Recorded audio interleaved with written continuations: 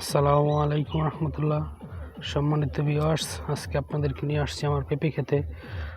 এই দেখেন আমার পেঁপে গাছ, মাশাআল্লাহ আলহামদুলিল্লাহ। পেঁপে খেতে করে দেওয়া হচ্ছে এখন। এই যে পেঁপে গাছ দেখেন, পেঁপে গাছ এখন কি অবস্থায় আছে, আলহামদুলিল্লাহ মাশাআল্লাহ মাশাআল্লাহ। এই যে করে দেওয়া হচ্ছে পেঁপে গাছের মধ্যে। কোটা না দিলে পেঁপে গাছ নষ্ট হয়ে যাবে, বাতাসে পড়ে যাবে। এই হচ্ছে আমার পেঁপে ক্ষেত, এই হচ্ছে পেঁপে গাছ।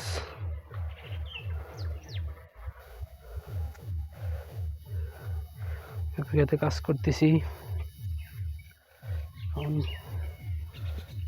খোটা।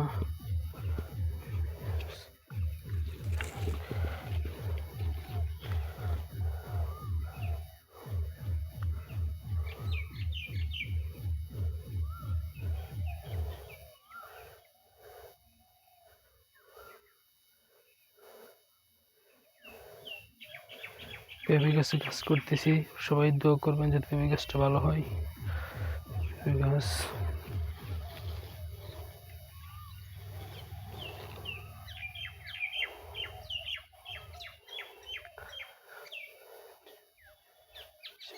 ক্ষেত দেখেন, পেঁপে ক্ষেতের কি অবস্থা। এই যে গাছে পোকা ধরতেছে, ওষুধ দেওয়ার জন্য ওষুধ আনছি। প্রত্যেক সপ্তাহে পেঁপে খেতে ওষুধ দেওয়া লাগে, নয়তো পোকা ধরে নষ্ট হয়ে যায় একটা পেঁপে গাছ। প্রত্যেক পেঁপে গাছের গোড়ায় খোঁটা দেওয়া লাগে, খোঁটা না দিলে পেঁপে গাছ পড়ে যায়, বাতাস আসলে তুফান আসলে নষ্ট হয়ে যায়। তাই প্রত্যেকটা পেঁপে গাছে খোঁটা দেওয়া হয়।